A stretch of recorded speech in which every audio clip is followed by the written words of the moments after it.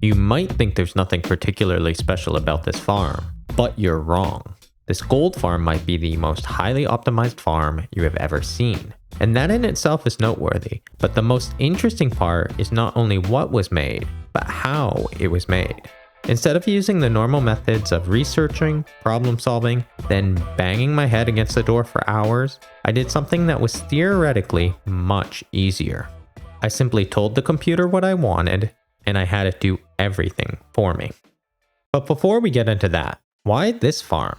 If you watched my How to Design a Gold Farm video, then you may have seen that I concluded that these aggro-based gold farms are fundamentally limited. But despite that limitation, I believe that this farm is a very good fit for a huge number of players. Because it's the fastest? No. Or maybe the easiest? Nope. Simply put, it's kind of like the Goldilocks farm. The perfect balance between speed and ease of build. With one major additional factor, it is a single dimension farm. Being single dimension means that it is server safe, so you do not have to worry about players being in the overworld when the farm is running, which will kill two-dimension farms. These factors altogether make this farm perfect for a huge amount of players. If you want the simplest, go with ENX04. Fastest, Garlic Bread's Gold Farm. Maybe you want fast, but single dimension. There are lots of good, fast options like Nembomb's or C5's Gold Farm. But all of those require a large amount of spawn proofing in the nether top, which is extremely laborious. This farm is lifted to minimize spawn proofing. So you can see what I mean. This farm is just right, perfectly balanced, and I believe hits a sweet spot for the players that want fast, but easy to build with single dimension a huge plus. So with the why out of the way, let's dig a little bit into the background. As discussed, these farms are fundamentally limited due to their layout. To understand why, we need a very quick refresher on the mob cap. If there are over 70 hostile mobs loaded into the mob cap, then all hostile mobs will stop spawning. Because of this, when we try to farm mobs, one of the key parameters is time to kill. If there is a long time to kill, then the mob cap will be cleared less frequently, which is bad for spawning. We can see this here, as the shorter time to kill will spawn more mobs on the long run. Hostile mobs cannot spawn within 24 blocks spherically of a player, so with this type of farm, the mob has to jog over to the player before being humanely slaughtered. This short jog isn't too long, but if we try to make the spawning platform bigger, then you see the problem. This distance takes quite a long time. And we of course want as big a spawning platform as possible to promote spawning. More blocks, a higher likelihood of spawning, higher rates. One of the advantages of this farm is its elevation, because it reduces spawn proofing, but that high elevation also reduces spawning rates. Honestly, if you want to know more, check out my video on the topic. There's a huge amount that goes into mob spawning. But to simplify it, since we are at a high elevation, we need to maximize the amount of spawning spaces. But we also want to minimize the time to kill to avoid too harsh penalties for filling the mob cap. So it's a balancing act. We want to find the perfect platform size that will push right up against the mob cap, but not too hard. And this is where the automatic optimization process comes into play. But before throwing hundreds of hours into creating an automatic optimizing apparatus without having any idea of what I was getting into, I decided the best idea was to validate the concept and get some rough figures for scale. So the basic layout of the farm is fairly straightforward. It's circular shaped with platforms 24 blocks away from the player.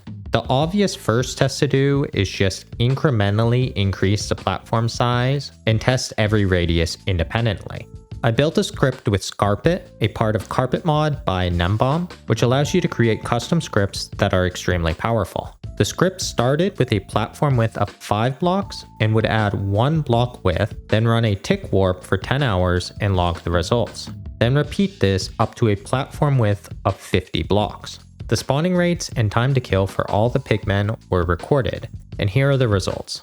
We can see the balance between spawning rates and time to kill very clearly here. This first part of the graph is where the spawning rate is the rate limiting factor. So the more blocks added, the more spawns. But once we hit a peak value, we can see the rate limiting factor switch to the mob cap. as a larger platform will increase the amount of spawning blocks, but also increase the time to kill, pushing up against the mob cap and reducing spawning rates. Here's the time to kill for these tests. We see with increasing platform width, the time to kill increases as expected. This dynamic happens regardless of how many platforms we have, but with increasing platforms we see a steeper initial slope and the peak occurs faster. This of course makes sense because we have more spawning spaces when we stack layers. Because if we have, for instance, 4 platforms, then each block width would increase the spawning spaces by 4 times the amount of a single layer platform. What is interesting to note though is that at a certain width, no matter how many platforms you have, they all converge to the same spawning rates. This is where the mob cap is the rate limiting factor for each version, irregardless of how many layers there are. So we could of course just slap this farm up and call it a day. But I mean, that's kind of boring. And furthermore, it's not the point. This project is really about optimizing a spawning platform, and automatically at that. That means designing the shape of the spawning platform based on the pathfinding of the mobs. So for instance, in this farm I showed in my how to design a gold farm video, there is only one entrance to the kill chamber. So a pigman spawning here would have a longer and more complicated walk than a pigman spawning on the opposite side. This means that this farm might look something more like this than an actual centered circle in order to compensate for the non-symmetrical pathfinding. And while we are applying this to a pigman farm, the concept is valid for many different types of farms. And my hope is to share my method so that others can use it. But that's to come. The first issue is that the prior test validated the concept with this quick and dirty setup, but there is a problem. This is not a farm, so I have to make a farm. As we discussed, a symmetrical farm is desirable, especially for an aggro style pigman farm. So the design of the kill chamber is very important. When we get into small details of redstone engineering, I did what I always do, and just asked someone smarter than me.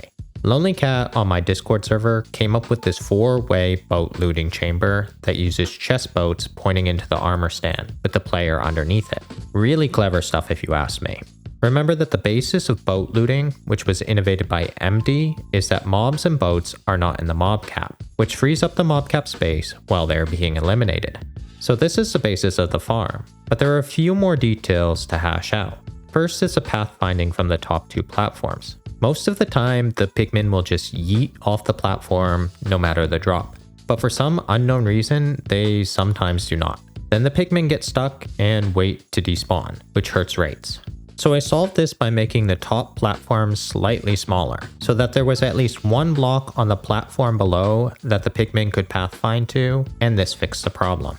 The last major issue was that jockey pigmen were messing up the farm. This one was easy to fix. We just made the bottom platform a little bit wider on the inside. These blocks are too close to the player to spawn anything, but will ensure that any chickens that spawn die before getting to the glass. So that's really it. The farm works as is. We could just make the platform width 33 blocks and this farm is good to go. But that's no fun. So let's do something more fun. I bang my head against the wall for a very long time programming a system with a programming language that I barely know. To make a farm that will probably only be 10 to 15% faster than this version. So yeah, let's get into it. Honestly, this project took me a huge amount of time. You can see my last video was almost a year ago. And no, it's not because I spent all that time making this video. Honestly, life just got really busy with work and my home life.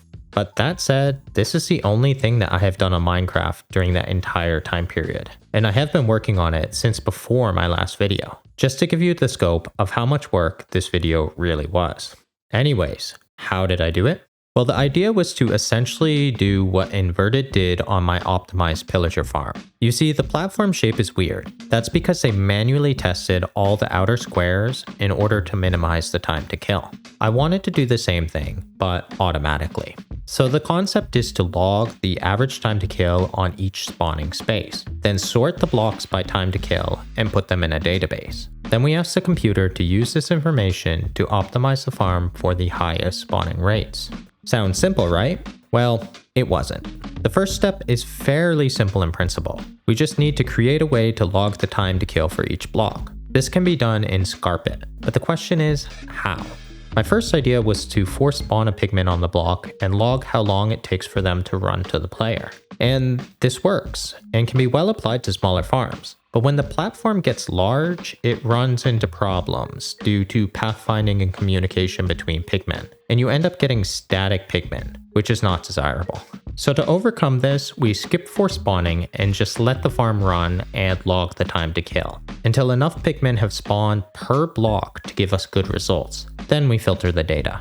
I used 50 spawns per block, which you can imagine took some time even with a tick warp running.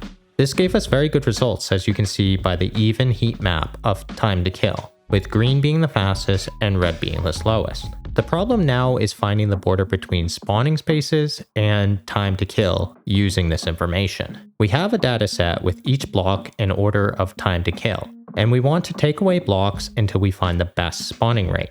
We can kind of think of it like this curve. The y-axis is the spawning rates of the farm, and the x-axis is the number of blocks we have removed from the oversized, unoptimized farm. So for instance, a block position of 0 is the totally unoptimized farm like this. A block position of 6,000 looks like this, because we have taken away the 6,000 highest time to kill spawning blocks. We want to knock off blocks until we find the block position that results in the best spawning rates. I had a lot of ideas how to do this, but the best one I could come up with was a rudimentary search function based on the derivative of the curve in an attempt to find where the derivative is 0, as this will be the peak of our function.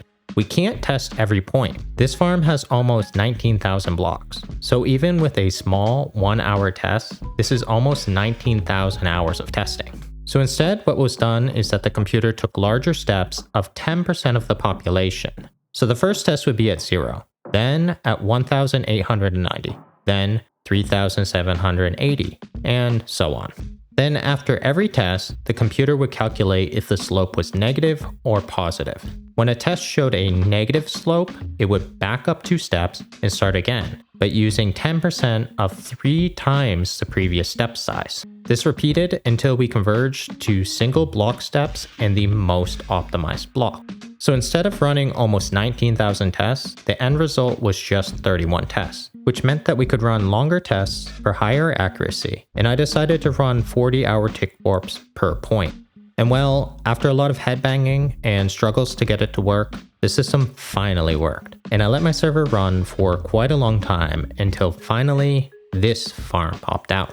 You can see the platform shape is irregular, as expected. It has low points where the pathfinding is a straight line, making it a little bit faster. Also, the rest of the platform is not actually circular. This is explained a little bit in the Why Pi equals 3.31 video by Whitestone Jazz. The platforms also get smaller as they go up, which makes sense because it is a little bit further away and takes a little bit longer.